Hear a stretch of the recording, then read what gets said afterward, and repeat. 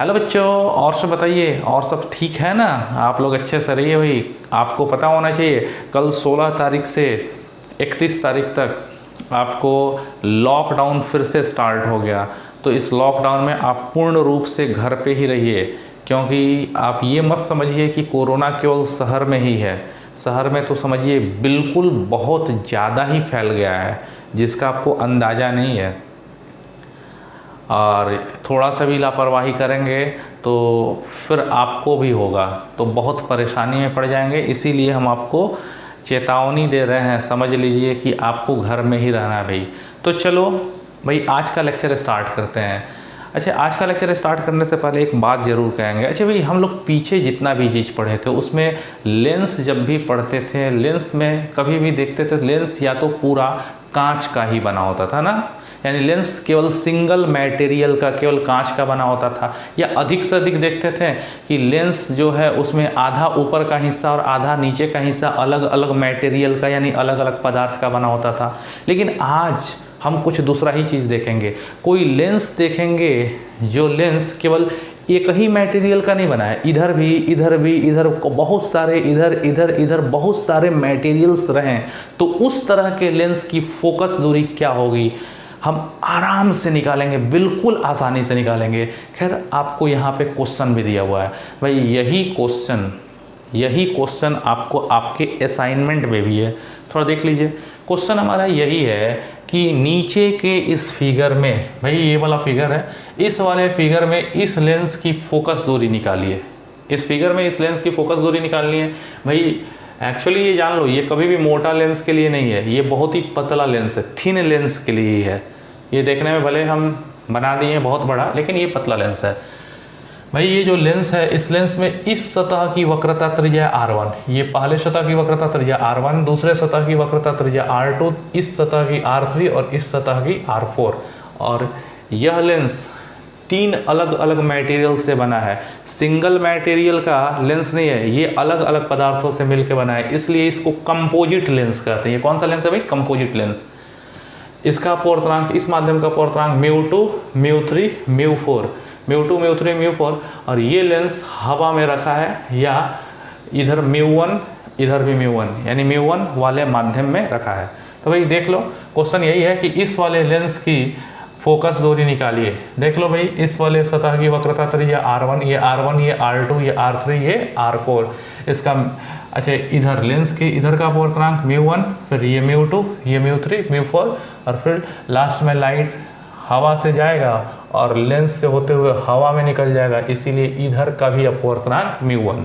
तो चलो भाई, अब हम क्या करेंगे, इस लेंस की फोकस दूरी निकालेंगे। अच्छा भाई, फोकस दूरी निकालनी है तो सबसे आसान काम करो। अच्छा भाई, एक बात बताओ, अगर तुम इस लेंस के सामने कोई वस्तु रखते हो, लेंस के सामने वस्तु रखोगे तो वस्तु से किरण निकलेगी तो μ1 से घुसेगी μ2 में, μ1 से μ2 में। तो एक बार गोलीय सतह से अपवर्तन इस सरफेस से होगा, फिर ये वाली μ1 से μ2 में, फिर μ2 से μ3 में, तो दूसरे सतह से गोलीय सतह से अपवर्तन होगा, फिर μ3 से μ4 में जाएगी तो तीसरे सतह से अपवर्तन होगा, फिर μ4 से फिर से हवा यानी μ1 में, तो चौथे गोलीय सतह से अपवर्तन होगा। तो भाई, अगर इस लेंस के सामने ऑब्जेक्ट रखते हैं तो 4 बार गोलीय सतह से अपवर्तन के उसके बाद में फाइनल इमेज बन पाएगा। तो चलिए भाई, हम एक काम करते हैं, इसी तरीके का यूज करके हम फोकस दूरी निकालेंगे। एक काम करते हैं, इस लेंस के प्रिंसिपल एक्सिस पर एक ऑब्जेक्ट रख देते हैं O। इस लेंस के प्रधान अक्ष पर एक बिंदुवत वस्तु O रखते हैं। इस वस्तु की दूरी लेंस से कितनी है भाई? लेंस से दूरी है U। अब बताओ भाई, इस बिंदुवत वस्तु का इमेज निकालना है, कम से कम 2 किरण चाहिए। एक किरण तो प्रिंसिपल एक्सिस की दिशा में जाएगी, लेंस पर लंबवत पड़ेगी और बिना विचलित हुए सीधे निकल जाएगी। बहुत अच्छा। अब भाई, इस वस्तु से दूसरी किरण जाएगी तो घुसेगी μ1 से भाई μ2 में घुसेगी, μ1 से μ2 में घुसेगी, तो पहले सतह से अपवर्तन होगा, फिर μ2 से, अब यहाँ देखो μ2 से μ3 में घुसेगी तो भाई दूसरे सतह से अपवर्तन होगा, किधर भी जाए कहीं भी जाए हमको मतलब नहीं है। μ1 से μ2 में घुसेगी तो पहले सतह से अपवर्तन होगा, μ2 से μ3 में जाएगी तो दूसरे गोलीय सतह से अपवर्तन होगा, फिर μ3 से μ4 में जाएगी तो तीसरे गोलीय सतह से अपवर्तन होगा, और लास्ट में μ4 से μ1 में आ जाएगी, और फाइनली ये वाली किरण यहाँ और ये वाली किरण यहाँ, दोनों किरणें फाइनली यहाँ पे मिली तो फाइनल इमेज बन जाएगा भी दूरी पर। भाई एक काम करते हैं, इसको और टफ बनाने के लिए, इस क्वेश्चन को और टफ बनाने के लिए इधर का अपवर्तनांक मतलब लेंस के इधर का माध्यम अलग कर दें, इधर का माध्यम अलग कर दें, इधर μ5 कर दें तो और टफ हो जाएगा। ये भाई ऐसे हमने इधर कर दिया तो क्वेश्चन और भी क्या हो जाएगा, टफ हो जाएगा। अगर हम केवल μ1 कर देते तो बहुत आसान हो जाता, कोई बहुत ज़्यादा टफ नहीं रहता। टफ करने के लिए हम एक बार भाई लाइट μ1 से घुसेगा μ2 से, μ2 से μ3 में, μ3 से μ4 में, μ4 से μ5 में। चलो भाई अब हमें पता है इस लेंस से फाइनली इमेज अगर यहाँ बनता हो तो ये अपवर्तनांक बटा ये दूरी, it is clear, it is clear. भाई ये क्लियर है कि याद करो भाई μ2 बाई भी माइनस μ1 बाई यू बराबर μ2 माइनस μ1 बाई आर होता था ना, तो वही फॉर्मूला यहाँ पे लगाएंगे। तो भाई इधर फाइनल इमेज आई पर बन रहा है ना, तो इसका अपवर्तनांक बटा इमेज की दूरी, इसका अपवर्तनांक बटा इमेज की दूरी, तो इसका अपवर्तनांक μ5 बटा इमेज की दूरी भी। तो भाई ये clear, it is clear μ5 by भी माइनस μ5 बाई भी माइनस μ1 इसका अपवर्तनांक बटा ऑब्जेक्ट की दूरी, μ1 बटा ऑब्जेक्ट की दूरी u माइनस μ1 बटा u बराबर। अब लाइट को भाई इधर से इधर, तो एक बार ये गोलीय सतह से अपवर्तन का फॉर्मूला इस पर इस पर इस पर इस पर सब पर लगेगा। तो पहले वाले सतह पर लगाओ तो μ1 से μ2 में गया तो μ2 माइनस μ1 बटा r1, μ2 माइनस μ1 बटा r1 प्लस, अब भाई μ1 से μ2 में हो गया। अब μ2 से μ3 में दूसरे सतह पर अपवर्तन का फॉर्मूला μ2 से μ3 पर लगाओगे तो μ3 माइनस μ2 बटा r2, बहुत बढ़िया, μ3 माइनस μ2 बटा r2 प्लस। अब तीसरे सतह पर अपवर्तन का फॉर्मूला μ3 से μ4 में तो μ4 माइनस μ3 बटा r3, μ4 माइनस μ3 बटा r3 और प्लस लास्ट में भाई ये वाला सतह μ4 से μ5 में तो μ5 माइनस μ4 बटा r4, बहुत बढ़िया। भाई ये अपना क्या है, ये है लेंस मेकर फार्मूला ही ना, ये भी लेंस मेकर फार्मूला ही है। कब, जब लेंस के दोनों ओर अलग माध्यम होंगे तब, हम उस समय भी पढ़े हुए थे। तो भाई इसमें क्या होता है μ5 बाई भी माइनस μ1 बाई यू बराबर, इसमें से इसमें जा रहा तो μ2 माइनस μ1 बटा r1, μ3 माइनस μ2 बटा r2, μ4 माइनस μ3 बटा r3, μ5 माइनस μ4 बटा r4। तो भाई इस तरह तो हम इस लेंस के लिए ऑब्जेक्ट और इमेज डिस्टेंस के बीच रिलेशन निकाल दिए हैं। अब भी बोलो फोकस दूरी निकालनी है। फोकस हम जानते हैं किसको कहते हैं भाई, u बराबर माइनस इन्फिनिटी के लिए जहाँ इमेज बने उसी को फोकस कहते हैं। तो फोकस की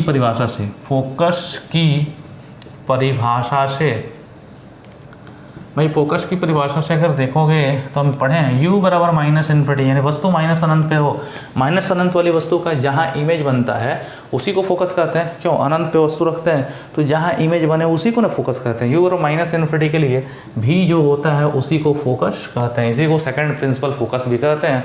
चलो मान रख दो, तो μ5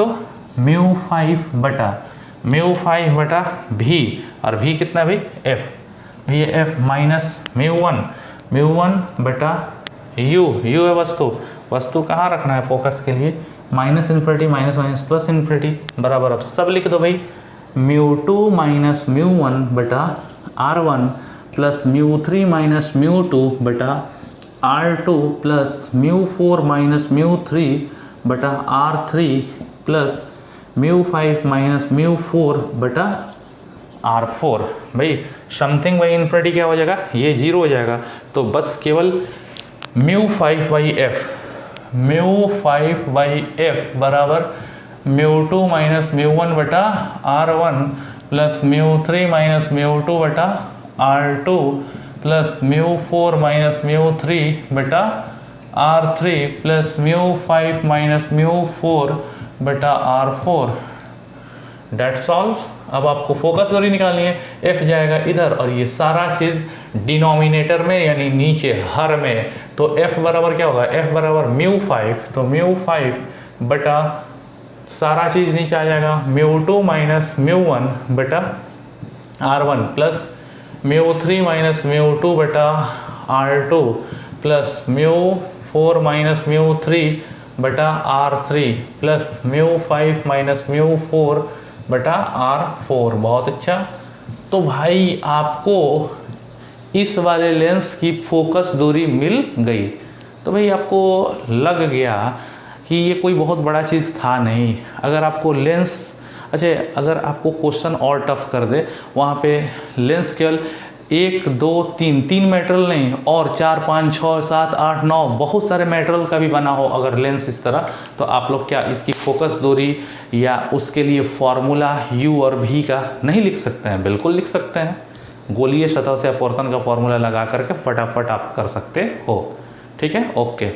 चलिए भाई अब हम जानते हैं एक बहुत अच्छी बात और नई बात। अच्छे आप क्या जानते हैं, अगर कोई कांच का लेंस ले लें, कांच का अपवर्तनांक कितना होता है 1.5। अगर कांच का लेंस ले लें जिसका अपवर्तनांक 1.5 है और उस कांच के लेंस को हम ऐसे द्रव में डुबाएं जिसका अपवर्तनांक लेंस से अगर कम है, लेंस से कम यानी लेंस का 1.5, तो ऐसे द्रव में डुबाए हैं जिसका अपवर्तनांक 1.2 है, 1.3 है, 1.4 है, 1.45 है, 1.49 है। यानी अगर हम लेंस को लेंस से कम अपवर्तनांक के माध्यम में डाल दें तो वो उत्तल दिख रहा है तो उत्तल ही व्यवहार करेगा, अवतल दिख रहा है तो अवतल ही व्यवहार करेगा। यानी कहने का मतलब अगर किसी लेंस को, अगर किसी कांच के लेंस को या अगर किसी भी लेंस को उसके अपवर्तनांक से कम अपवर्तनांक के द्रव में डालेंगे तो उसका बिहेवियर सेम रहेगा। वो उत्तल दिख रहा है तो उत्तल जैसा व्यवहार करेगा, अवतल दिख रहा है तो अवतल जैसा व्यवहार करेगा। दूसरी बात, अगर हम कांच के लेंस को या कोई भी लेंस, अगर हम किसी भी लेंस को जितना अपवर्तनांक लेंस का है उतना ही अपवर्तनांक अगर द्रव का हो जाए उस द्रव में डाल दें, यानी अगर लेंस का अपवर्तनांक और द्रव का अपवर्तनांक सेम हो तो उस द्रव में डालने के बाद से उस द्रव में ये लेंस अदृश्य हो जाता है। क्या हो जाता है? अदृश्य। और उस समय उसकी फोकस दूरी अनंत हो जाती है। क्या हो जाती है? अनंत। फोकस दूरी अनंत, लेकिन पावर क्या होता है 1/अनंत मतलब 0 हो जाता है। दो बात जाने। पहली बात क्या जाने भाई? पहला बात जाने कि अगर हम लेंस को लेंस से कम अपवर्तनांक के द्रव में डालेंगे तो उसका बिहेवियर वही रहेगा, यानी उत्तल दिख रहा है तो उत्तल जैसा व्यवहार करेगा, अवतल दिख रहा है तो अवतल जैसा व्यवहार करेगा। दूसरा बात क्या जाने कि अगर हम किसी लेंस को हम ऐसे द्रव में डुबाएं जिसका अपवर्तनांक लेंस के अपवर्तनांक के जितना ही है, मतलब लेंस का और द्रव का सेम है, तो उस वाले द्रव में लेंस अदृश्य हो जाएगा और प्रकाश की किरण सीधे बिना विचलित हुए निकल जाएंगी और उस समय लेंस की फोकस दूरी अनंत हो जाएगी, पावर 0 हो जाएगा, 1/अनंत मतलब 0 हो जाएगा। चलो भाई अब तीसरी बात जानते हैं। तीसरी बात ये है कि अगर हम लेंस को, अगर हम कांच के लेंस को, एक कांच का अपवर्तनांक कितना है 1.5, अगर इस लेंस को अगर हम ऐसे द्रव में डालें जिसका अपवर्तनांक 1.5 से ज़्यादा है, 1.6 है, जैसे कांच का लेंस है 1.5 है, बेंजीन में डाल दें, बेंजीन का अपवर्तनांक 1.6 होता है, तो अगर हम लेंस को लेंस से ज़्यादा अपवर्तनांक के माध्यम में डालते हैं तो लेंस का बिहेवियर चेंज हो जाता है। अगर उत्तल दिख रहा लेंस हो तो उत्तल नहीं, वही उत्तल वाला लेंस इसमें जाएगा ज़्यादा अपवर्तनांक वाले माध्यम में तो अवतल बन जाएगा, और अवतल लेंस दिख रहा हो तो वो उत्तल बन जाता है। तो भाई ये सब चीज़ जान लिए, यानी पहली बात जान लिए कि अगर लेंस से कम अपवर्तनांक वाले द्रव में डालते हैं लेंस को तो उसका बिहेवियर वही रहता है। दूसरी बात जान ली है कि लेंस के बराबर अपवर्तनांक वाले द्रव में डालेंगे लेंस को तो उसकी फोकस दूरी अनंत, पावर 0 और लेंस अदृश्य हो जाता है। और तीसरी बात जाने कि अगर लेंस को उससे ज़्यादा अपवर्तनांक के द्रव में डाल देंगे तो उसका बिहेवियर चेंज हो जाएगा, अवतल उत्तल जैसा व्यवहार करेगा और उत्तल अवतल जैसा व्यवहार करेगा। भाई इसको रे डायग्राम से समझ लेते हैं फटाफट। भाई बताओ, हम मान लेते हैं लेट यानी मान लिया, पहली बात दिखा रहे हैं, माना है कि μ2 किसका होता है, μ2 होता है लेंस का अपवर्तनांक, μ2 इज ग्रेटर देन μ1, यानी लेंस का अपवर्तनांक ज़्यादा है और जिस माध्यम में रखे हैं माध्यम का μ1 माना जाता है, लेंस का अपवर्तनांक ज़्यादा है और माध्यम का कम है। तो बहुत अच्छा, तो भाई ये उत्तल लेंस है, लेंस का अपवर्तनांक क्या है भाई, ये अपवर्तनांक है μ2 और माध्यम का μ1 दोनों और सेम माध्यम है। तो भाई बताओ, ये लेंस का अपवर्तनांक μ2 है, माध्यम का μ1 है। अच्छा, लेंस का ज़्यादा है और माध्यम का कम है, कोई बात नहीं है, तो ये उत्तल दिख रहा है, इसका बिहेवियर वही रहेगा, लेंस से कम अपवर्तनांक है ना माध्यम का, तो बिहेवियर वही है, तो ये उत्तल है। उत्तल का काम क्या है, उत्तल लेंस कन्वर्जिंग लेंस है, यानी अभिसारी, और अभिसारी लेंस क्या करता है, किरणों को कन्वर्ज कर देता है, तो ये किरणों को कन्वर्ज कर देगा। तो भाई अगर लेंस से कम अपवर्तनांक का माध्यम है तो ये लेंस अपने जैसा बिहेवियर करेगा, उत्तल है तो कन्वर्जिंग लेंस हो गया। और भाई ये अवतल लेंस है,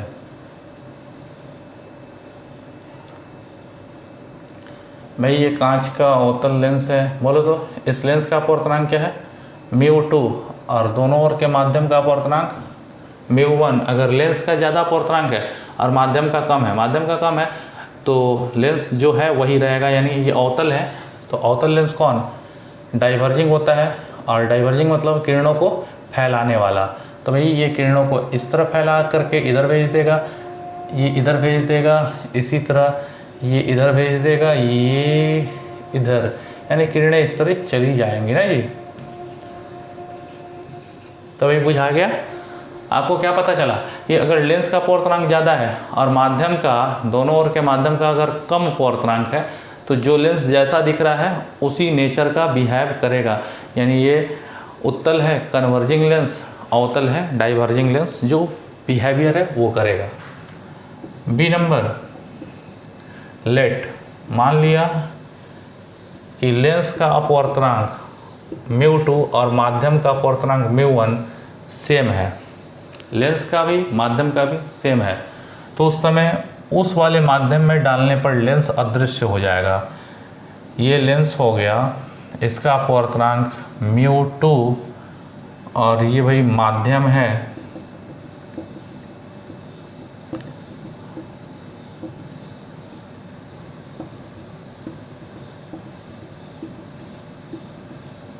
लेंस का अपवर्तनांक μ2 और ये चारों ओर का माध्यम जो है वो μ1 है, μ1। और मान लो कि ये μ2 और μ1 अगर सेम है तो ये लेंस इस माध्यम में अदृश्य हो जाएगा, और अदृश्य हो जाएगा तो प्रकाश की किरण सीधे सीधे निकल जाएगी, और सीधे सीधे निकल करके कहाँ पे मिलेगी, अनंत पे ही तो मिलेगी।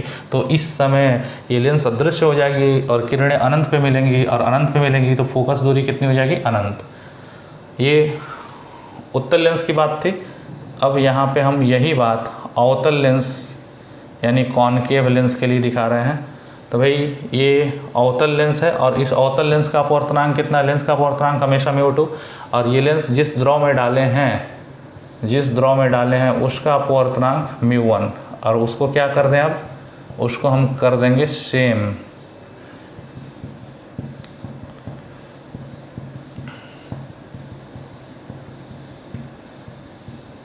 ये लेंस का अपवर्तनांक μ2 है और इधर ये μ1, इधर भी μ1, और मान लो कि लेंस का और माध्यम का दोनों का अगर सेम हो जाए, अगर अपवर्तनांक सेम हो जाए तो लेंस इस माध्यम में अदृश्य हो जाएगा, और किरण बिना विचलित हुए सीधे चली जाएगी और सीधे निकल जाएगी, और कहाँ पे मिलेगी, अनंत पे।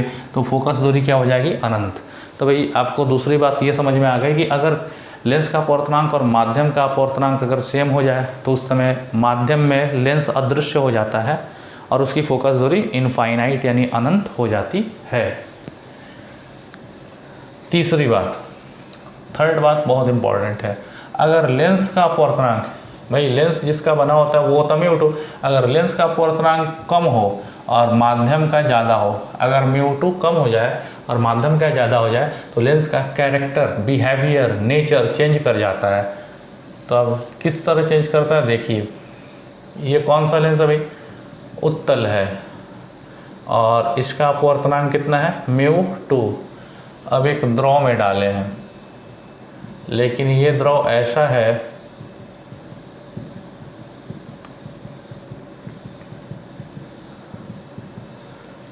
ये लेंस है, लेंस का अपवर्तनांक μ2 है और चारों ओर के माध्यम का अपवर्तनांक μ1 है, लेकिन लेंस का कम है अपवर्तनांक और माध्यम का ज़्यादा है। अगर लेंस का कम है और माध्यम का ही ज़्यादा हो जाए तो इस समय इस लेंस का बिहेवियर चेंज हो जाएगा। बिहेवियर चेंज होने का मतलब है कि पहले ये समानांतर किरण पुंज को कन्वर्ज करता था, यानी ये कन्वर्जिंग लेंस जैसा बिहेव करता था पहले, लेकिन अब कन्वर्जिंग नहीं, अब ये उल्टा बिहेवियर यानी डाइवर्जिंग लेंस जैसा बिहेव करेगा। यानी ये उत्तल लेंस था लेकिन इसका बिहेवियर उत्तल जैसा नहीं, अवतल जैसा बिहेवियर हो जाएगा। यानी समझ गए हम लोग कि अगर किसी लेंस को लेंस से ज़्यादा अपवर्तनांक के द्रव में डालते हैं तो वो उत्तल दिख रहा है, लेकिन उत्तल अवतल जैसा व्यवहार करता है, और अवतल कैसा व्यवहार करेगा, उत्तल जैसा। इसको भी बाई फिगर आप लोग देख लो, ये एक अवतल लेंस हो गया भाई। लेंस का अपवर्तनांक हमेशा हम मानते हैं μ2, और भाई ये माध्यम हो गया, मीडियम हो गया, और ये मीडियम ऐसा वैसा मीडियम है नहीं, ये मीडियम ऐसा है जिसका अपवर्तनांक लेंस से भी क्या है, लेंस से भी ज़्यादा अपवर्तनांक का माध्यम है μ1, दोनों ओर का माध्यम सेम है। तो लेंस से ज़्यादा अपवर्तनांक का माध्यम है तो बिहेवियर चेंज हो जाएगा। पहले ये अवतल लेंस डाइवर्जिंग नेचर का था, डाइवर्ज करता था, अब डाइवर्ज नहीं करेगा, कन्वर्ज करेगा, किरणों को कन्वर्ज करके मिला देगा, यानी ये अवतल है लेकिन उत्तल जैसा व्यवहार करेगा। ओके, तो आप लोग ये सब चीज़ समझ ही गए होंगे, हम इतना बता ही दिए हैं कि आप लोगों को कहीं कोई दिक्कत नहीं होगा। तो चलिए भाई, हमने लेंस मेकर फार्मूला पर आधारित जो चीज़ें थी उसको लगभग ख़त्म कर दिया। अब थोड़ा सा आ जाइए पीछे वाले पर। याद कीजिए, हम लोग एक बार बताए हुए थे, हमने एक बार बोला भी था भाई कि हम लोग गोलीय सतह से अपवर्तन पर कुछ ही क्वेश्चन किए थे, 2-3 क्वेश्चन किए थे, अभी बहुत सारा क्वेश्चन बाकी था। उसमें 2 नोट्स भी था, उस नोट्स को देखिए आप, असाइनमेंट में देखिए। हम कहे थे आपको, अभी तो लेंस मेकर फार्मूला पढ़ाना स्टार्ट कर दिए थे, इसको न्यूमेरिकल बनवाए थे। खैर, पीछे एक चीज़ हमने कहा था कि आपको बाद में बताएंगे, गोलीय सतह से अपवर्तन का फार्मूला बताए थे, उस पर 2, 3, 4, 5 न्यूमेरिकल कराए हुए थे, लेकिन थोड़ा एडवांस टाइप का क्वेश्चन, एडवांस उसमें कॉन्सेप्ट जो है उसको आप देखिए, आपके असाइनमेंट में है, हम बताते हैं। भाई देखो, सबसे पहली बात आप नोट में एकदम ध्यान रखना, अगर मान लो तुम्हारे पास कोई गोलीय सतह हो, भाई गोलीय सतह से अपवर्तन का फार्मूला याद है ना, ये आपको दूसरा माध्यम हो गया।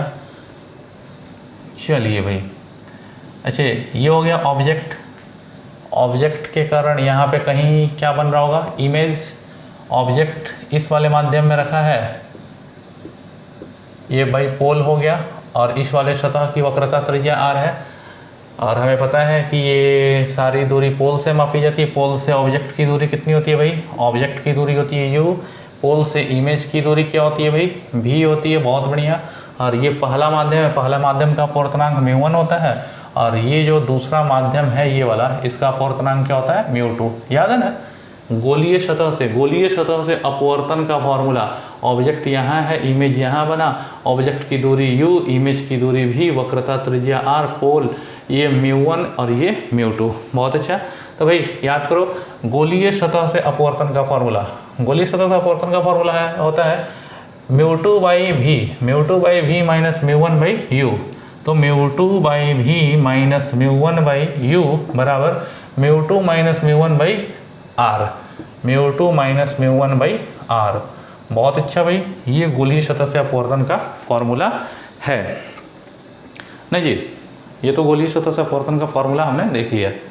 अब इस गोलीय सतह के लिए, अब इस गोलीय सतह के लिए आवर्धन क्या होता है भाई। मान लो यहाँ पे बिंदुवत वस्तु नहीं होती, अगर यहाँ पे कोई खड़ी वस्तु होती, अब हम यहाँ पे नहीं, यहाँ पे अब इस गोलीय सतह के सामने हम कोई खड़ी वस्तु रखें। खड़ी वस्तु का हाइट क्या है, h। वस्तु खड़ी रहेगा तो इसका इमेज कहीं पे बनेगा, इसका इमेज यहाँ पे बन गया। मान लो भाई इसका इमेज का हाइट क्या है, h डैश। तो गोलीय सतह के सामने अगर खड़ी वस्तु रखें तो खड़ी वस्तु में आवर्धन क्या होगा, गोलीय सतह। भाई जैसे लेंस के कारण आवर्धन पढ़े थे, प्रतिबिंब की ऊंचाई बटा वस्तु की ऊंचाई, दर्पण के लिए आवर्धन पढ़े थे, उसी तरह गोलीय सतह के लिए आवर्धन, गोलीय सतह के लिए आवर्धन m, आवर्धन m बराबर प्रतिबिंब की ऊंचाई बटा वस्तु की ऊंचाई h डैश बटा h होगा। लेकिन भाई गोलीय सतह के लिए आवर्धन होता है v बाई यू और इनटू μ1/μ2 याद रखना। साधारण केवल लेंस रहता तो लेंस के लिए आवर्धन m बराबर h डैश बाई h या v बाई यू, लेकिन गोलीय सतह के लिए v बाई यू और μ1/μ2 याद रखिएगा। ये तो आपको पता चल गया। भाई यहाँ पे जो आवर्धन m है, आवर्धन m बराबर h डैश बाई h यानी प्रतिबिंब की ऊंचाई बटा वस्तु की ऊंचाई, ये जो आवर्धन h डैश बटा h v by U into μ1/μ2 जो है, ये वाला आवर्धन जो है वो ट्रांसवर्स मैग्निफिकेशन है। ट्रांसवर्स मैग्निफिकेशन यानी अनुप्रस्थ या रेखीय आवर्धन, अनुप्रस्थ आवर्धन। भाई अनुप्रस्थ आवर्धन की बात कब की जाती है, जब वस्तु प्रधान अक्ष पर लंबवत हो। ये वस्तु कैसा है, प्रधान अक्ष पर लंबवत है, तो प्रतिबिंब की ऊंचाई बटा वस्तु की ऊंचाई h डैश बटा h जो हो गया वो ट्रांसवर्स मैग्निफिकेशन यानी अनुप्रस्थ आवर्धन होता है। लेकिन अब जो नेक्स्ट नोट देखेंगे उसमें अनुप्रस्थ नहीं, उसमें अनुदैर्ध्य आवर्धन भी देखेंगे। चलो भाई नेक्स्ट नोट देखो भाई, यहाँ पे आपको एक गोलीय सतह दिखला दिए हैं। यहाँ पे भाई ये पोल हो गया, इस सतह की वक्रता त्रिज्या r है, इधर जो माध्यम है इसका अपवर्तनांक हमने μ2 मान लिया, और भाई ये जो इसके सामने इधर जो माध्यम है इसका अपवर्तनांक है μ1। बहुत अच्छा, ये μ1 ये μ2, ये गोलीय सतह, पोल, रेडियस ऑफ कर्वेचर। अच्छा, प्रधान अक्ष पर वस्तु लंबवत खड़ी थी तो वो रेखीय या अनुप्रस्थ आवर्धन। अब मान लो अब इस प्रधान अक्ष की दिशा में, याद कीजिए भाई हम लेंस या दर्पण के लिए देखे हुए थे ना, दो तरह का आवर्धन, एक अनुप्रस्थ आवर्धन और एक अनुदैर्ध्य आवर्धन। लेंस के लिए या दर्पण के लिए हम नहीं कह रहे थे कि वस्तु प्रधान अक्ष की दिशा में हो, वस्तु प्रिंसिपल एक्सिस की दिशा में हो। तो याद कीजिए जब किसी दर्पण के सामने वस्तु को प्रधान अक्ष की दिशा में रखा जाता है तो वस्तु की लंबाई, प्रतिबिंब की लंबाई और वस्तु की लंबाई के अनुपात को ही हम लोग लॉन्गिट्यूडनल मैग्निफिकेशन कहते हैं। लॉन्गिट्यूडनल मैग्निफिकेशन वो भाई दर्पण के लिए या लेंस के लिए था, यहाँ पे अब हम गोलीय सतह के लिए बात करेंगे। तो अब मान लो एक छोटी सी वस्तु है, ये एक बहुत ही छोटी वस्तु है, प्रधान अक्ष की दिशा में रखी गई है, छोटी सी वस्तु है। इस बहुत छोटी वस्तु की लंबाई कितनी है, du, कितनी है du, और du बता रहा है कि ये वस्तु बहुत छोटी है, अत्यंत छोटी, जितनी तुम छोटी सोच सकते हो उससे भी छोटी। अब ये मत समझना कि एकदम बिल्कुल बिंदुवत ही है, ऐसा नहीं है, हल्की सी बड़ी है। तो भाई तुमने प्रधान अक्ष की दिशा में कोई छोटी सी वस्तु रखे जिसकी लंबाई du थी, अगर वस्तु यहाँ पे रखोगे तो इमेज कहीं ना कहीं यहाँ पे बनेगा, प्रधान अक्ष की दिशा में ही बनेगा, और इस इमेज की लंबाई कितनी होगी भाई, du की dv होगी।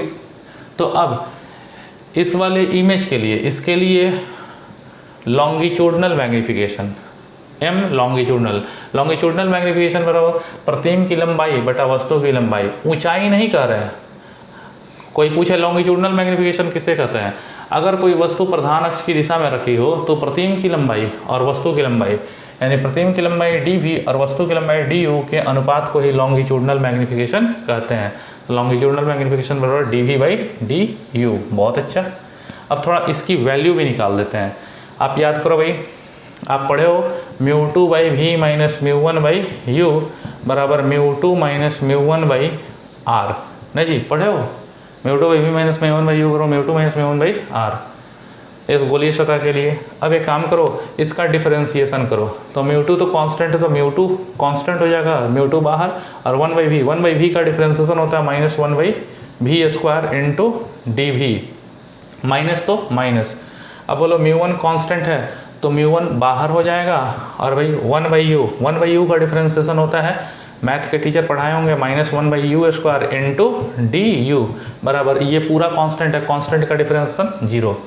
बहुत अच्छा भाई। अब बोलो ना क्या होगा, ये तो माइनस हो ही जाएगा, लेकिन माइनस माइनस क्या हो जाएगा, ये प्लस हो जाएगा, तो माइनस माइनस प्लस हो जाएगा, तो μ1/u square into D U, μ1/u square into D you, minus minus plus हो जाएगा, तो μ1/u square into D U, और minus μ2/v square into D V, minus μ2/v square into D we बराबर कितना भाई 0। ये इधर आ जाएगा, μ1/u square into D U बराबर μ2/v square into D we.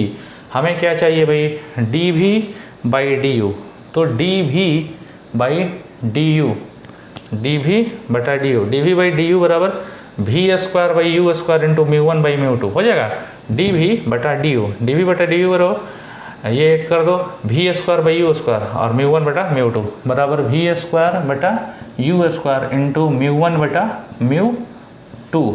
बहुत अच्छा। और भाई D V by D U क्या होता है, लॉन्गिट्यूडनल मैग्नीफिकेशन m, लॉन्गिट्यूडनल। भाई याद करो दर्पण के लिए क्या था, longitudinal magnification D V by D U का मान केवल था V square by you square, दर्पण के लिए V square by you square, negative था वो, कोई बहुत बड़ी चीज़ नहीं है। दर्पण के लिए longitudinal magnification V square by you square, लेकिन गोलीय सतह के लिए वी स्क्वायर बटा यू स्क्वायर इंटू μ1 बटा μ2। उसी तरह दर्पण के लिए या लेंस के लिए याद करो ट्रांसवर्स मैग्नीफिकेशन एच डैश बटा एच क्या था, केवल वी बाई यू नहीं, वी बाई यू इंटू μ1 बटा μ2, बस इसमें भी μ1 बटा μ2 से गुणा हो गया। चलो भाई एक नोट हम और भी एक्स्ट्रा देख लेते हैं, बहुत अच्छा नोट है, ध्यान देना भाई। ये एक गोलीय सतह है,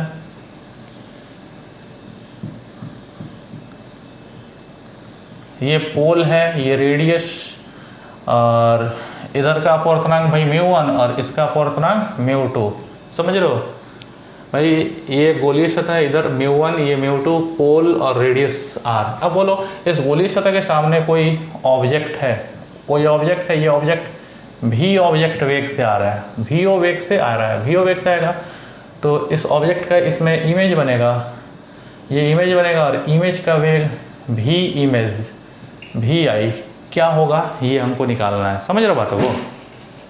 तो कुछ नहीं भाई, यहाँ तक तो हम आए ही हुए हैं, तो यहीं से उठाते हैं μ1 बटा u इंटू डी यू, μ1 बटा u square into D you minus μ2 बटा v square into D we बराबर कितना 0।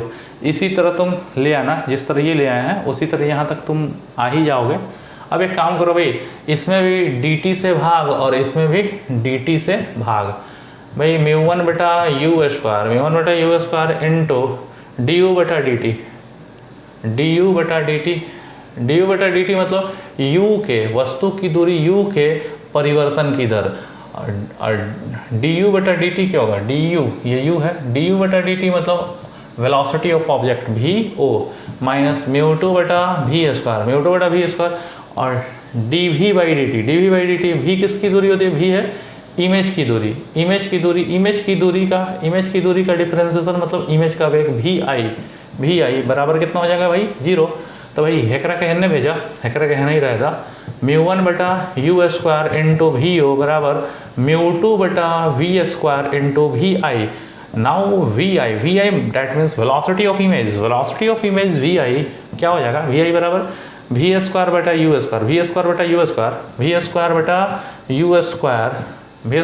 स्क्वायर μ1 बटा μ2 इंटू μ1 बटा μ2 इंटू भी ऑब्जेक्ट।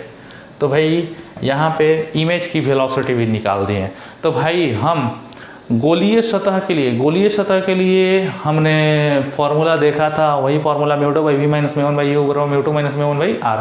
गोलीय सतह से अपवर्तन का फॉर्मूला है, गोलीय सतह के सामने कोई खड़ी वस्तु हो तो मैग्नीफिकेशन का फॉर्मूला यानी ट्रांसवर्स मैग्नीफिकेशन या लीनियर मैग्नीफिकेशन का फॉर्मूला, फिर गोलीय सतह के सामने प्रधान अक्ष की दिशा में वस्तु रखी हो तो लॉन्गिट्यूडनल मैग्नीफिकेशन का फॉर्मूला आपके पास है v square by you square into μ1/μ2। बस μ1/μ2 से μ1/μ2 से और बस μ1/μ2 से गुणा हो गया है। याद करो लेंस के सामने जब ऑब्जेक्ट आता था तो इमेज की वेलोसिटी क्या होती थी, vi बराबर v² इनटू v ऑब्जेक्ट, बस μ1/μ2 से क्या होता है, गुणा हो जाता है। तो भाई हमने आपको यहाँ पे जितना भी चीज़ बताया इन सब चीज़ को उतार लीजिए, इसको 2 बार 3 बार अपने से भी कीजिए, अच्छे से समझिए, क्योंकि अब इन सब कॉन्सेप्ट्स पर हम अब न्यूमेरिकल करने वाले हैं और शायद हमको लगता है 20 के आसपास न्यूमेरिकल है इस पर, तो काफ़ी बेहतर और इंटरेस्टिंग न्यूमेरिकल होने वाला है आगे का क्लास। ठीक है, ओके, थैंक यू। अपना केयर रखिए, एकदम कोरोना से बच करके रहिए, ठीक है। और चाइना के चीज़ों का बिल्कुल बहिष्कार होना चाहिए, चाइनीज माल नहीं लेना है, नहीं तो जानते हैं ना क्या करेंगे हम, ये समझ लीजिएगा।